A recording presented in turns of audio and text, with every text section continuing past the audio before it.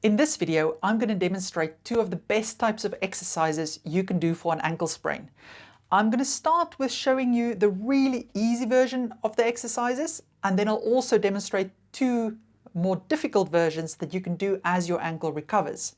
Now, they are appropriate for inner ankle sprains or medial sprains or lateral ankle sprains, outer ankle sprains. If you're looking for a more complete rehab plan with all the exercises you should be doing and telling you how to progress them and regress them, have a look at the Exact Health app.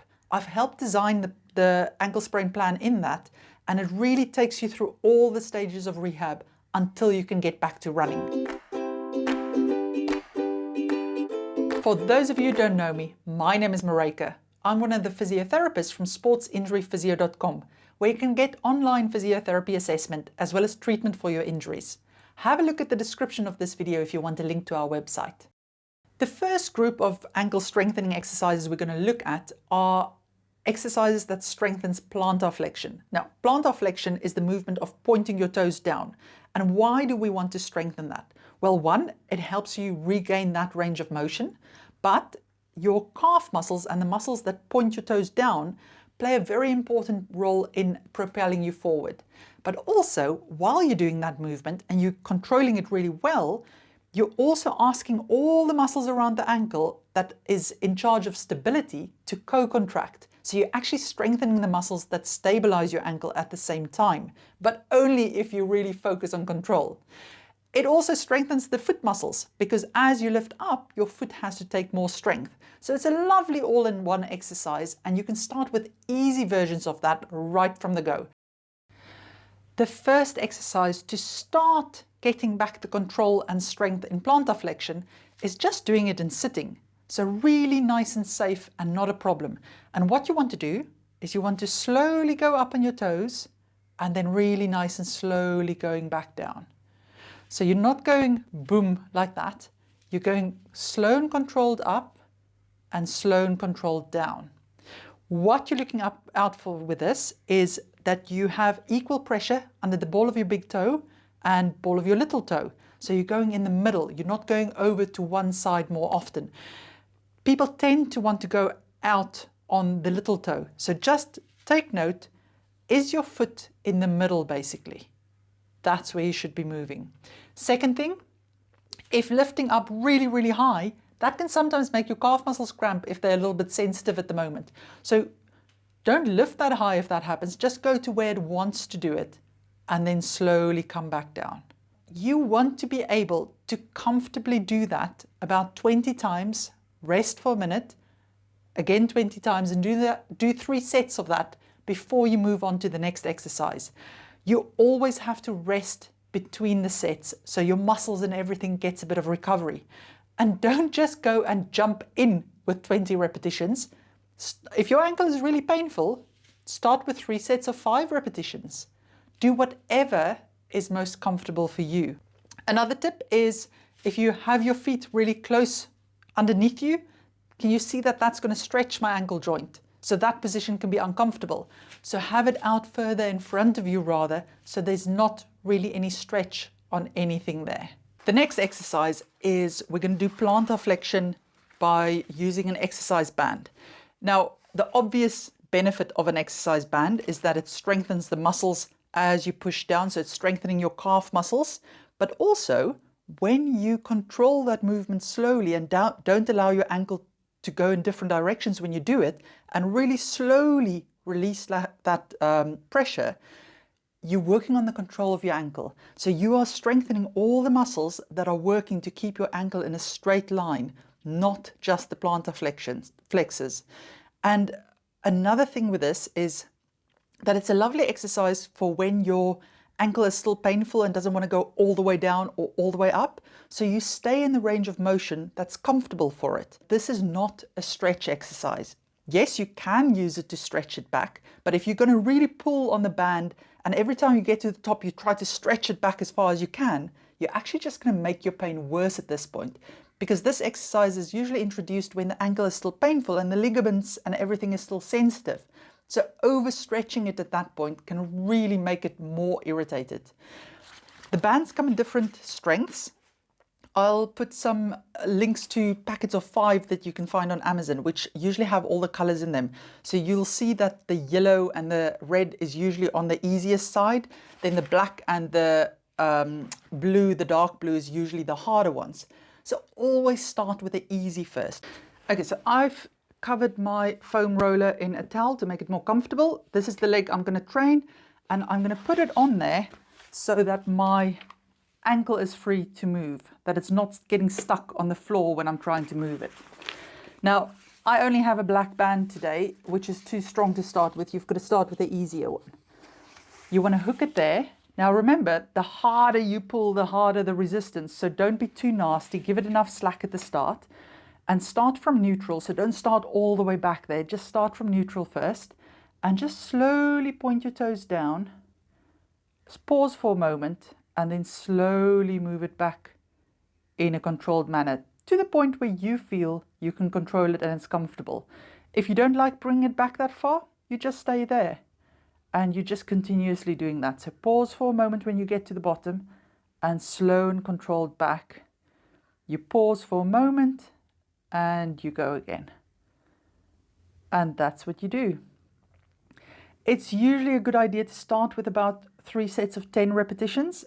If you find it too hard, you start with 3 sets of 5 or 6, or even 4 or 5 sets of 5 or 6 with rest in between. And remember, the rest is important because that's the time the muscles and everything need to recover so that they can work again.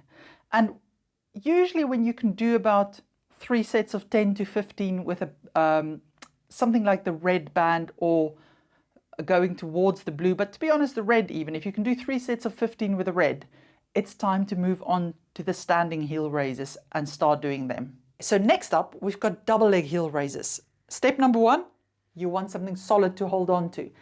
Chair is not ideal because it can come over with you when you do it, so kitchen counter is better. Ignore my thing on the chair. I just did that because it was reflecting in the video and messing that up.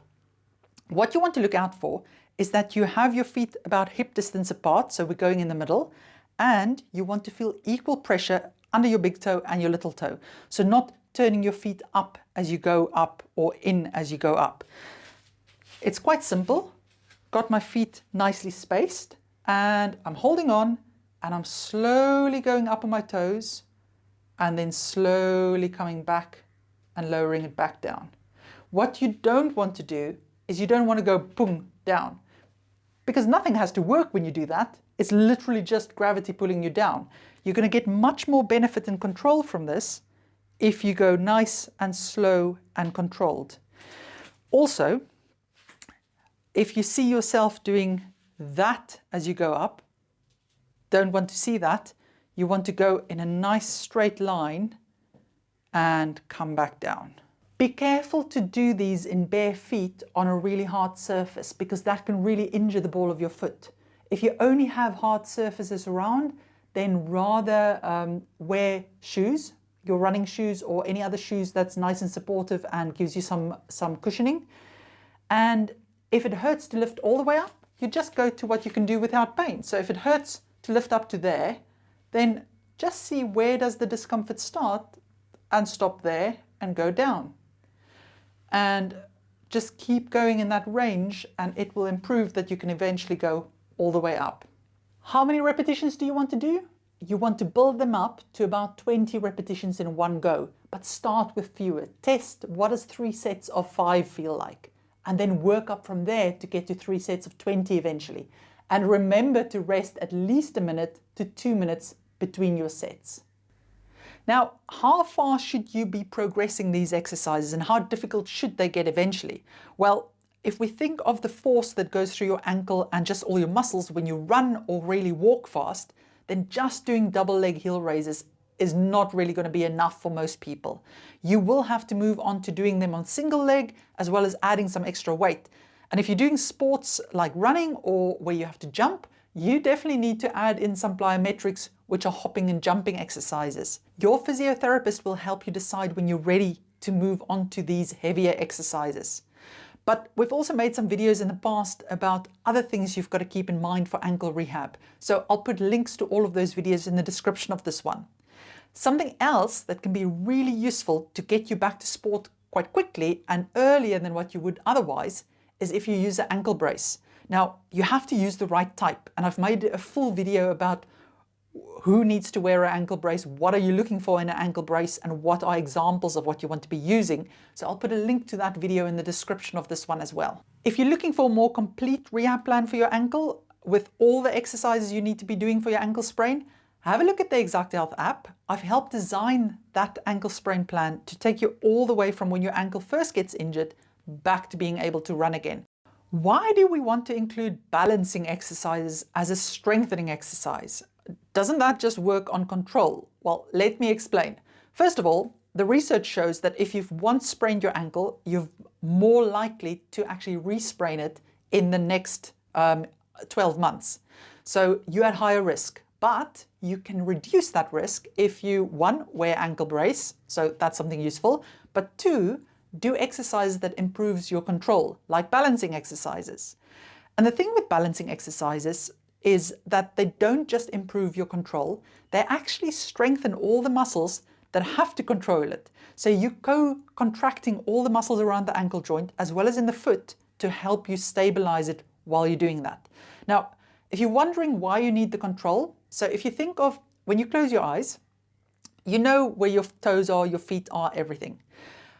And that is because there's little sensors in your tendons as well as your ligaments and your joints that tells your brain where everything is and how you're controlling it. That's why you don't have to look at the stairs when you run upstairs usually. But when you sprain your ankle, you injure some of the ligaments, often some of the tendons, and the joint isn't quite that happy. So now those signals, although, yeah, you still know where it is when you close your eyes, when you start moving around, it's quite complex things for the brain to understand, and that signal is just not there really.